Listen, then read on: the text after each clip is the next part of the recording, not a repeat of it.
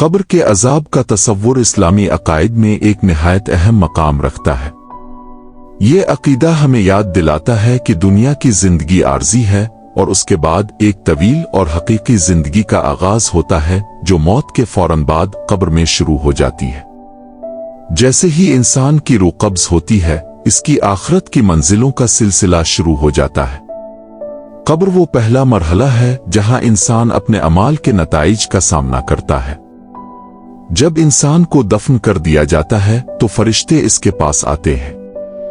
ان کے سوالات کا سامنا ہر انسان کو کرنا پڑتا ہے، چاہے وہ کتنا ہی نیک ہو یا گناہگار۔ سوالات کے جوابات کی بنیاد پر انسان کی قبر تو جنت کا باغ بن جاتی ہے یا جہنم کا گڑھا۔ نیک انسان آسانی سے جواب دیتا ہے اور اس پر رحمت نازل ہوتی ہے، اس کے لیے قبر کشادہ کر دی جاتی ہے اور اسے جنت کی ہوائیں محسوس ہوتی ہے۔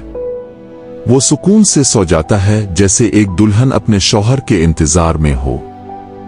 اس کے برعکس جس نے دنیا میں رب کی نافرمانی کی، اس کے لیے قبر تنگ ہو جاتی ہے، اس پر عذاب کے دروازے کھول دیے جاتے ہیں اور اسے قیامت تک عذاب کا سامنا کرنا پڑتا ہے۔ قبر کے عذاب کی نوعیت مختلف ہو سکتی ہے۔ بعض لوگوں کو ان کے جھوٹ بولنے، چغل خوری، نماز نہ پڑھنے، ناپاکی، آسود خوری کی وجہ سے عذاب دیا جاتا ہے۔ نبی کریم نے مختلف احادیث میں ایسے کئی لوگوں کا ذکر فرمایا جنہیں قبر میں سخت عذاب دیا جا رہا تھا۔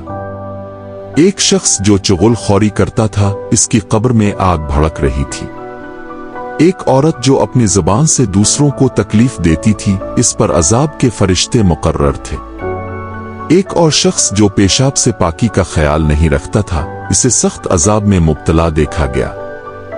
ان عذابت کی خبر ہمیں دنیا میں دی گئی ہے تاکہ ہم سنبھل جائیں، اپنی زندگیوں کا جائزہ لیں اور توبہ و اصلاح کی طرف راغب ہوں۔ جو لوگ دنیا میں غفلت میں پڑے رہتے ہیں، جنہوں نے گناہوں کو معمول بنا لیا ہوتا ہے، ان کے لیے قبر کی رات بڑی خوفناک ہوگی۔ تنہائی، اندھیرا اور اعمال کا سامنا، یہ سب کچھ قبر میں انسان کو حقیقت کا آئینہ دکھا دیتے ہیں۔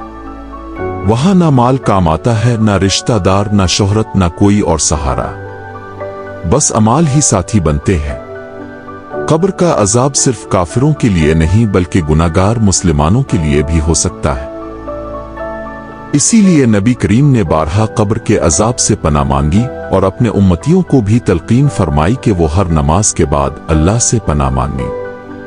اللہم نعوذ بک من عذاب القبر، یہ دعا اپنے نماز کے تشہد کے بعد پڑھنے کی تلقین کی۔ اس سے اندازہ ہوتا ہے کہ یہ معاملہ کس قدر اہم اور خطرناک ہے۔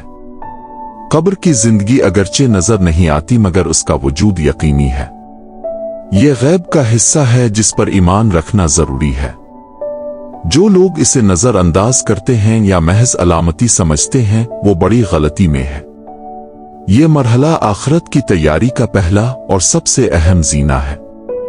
اگر یہاں کامیابی حاصل ہو گئی تو آگے کی راہیں آسان ہوں گی، اور اگر یہاں ناکامی ہوئی تو قیامت کا دن اور بھی سخت ہوگا۔ انسان کو چاہیے کہ وہ قبر کو اپنی آنکھوں کے سامنے رکھے۔ ہر جنازہ، ہر قبرستان کا منظر، ہر دفنایا گیا جسم ہمیں یہ پیغام دیتا ہے کہ ہمیں بھی اسی راستے سے گزرنا ہے۔ لہذا دنیا کی فانی لذتوں میں گم ہونے کے بجائے آخرت کی دائمی نجات کی فکر کرنی چاہیے۔ نیکیوں کی طرف رجوع، گناہوں سے اجتناب اور دل کی اصلاح ہی ہمیں اس عذاب سے بچا سکتی ہے۔ اللہ تعالی ہم سب کو قبر کے عذاب سے محفوظ رکھے اور ہمیں ایسی زندگی عطا کرے جو موت کے بعد راحت کا ذریعہ بنے۔ آمین۔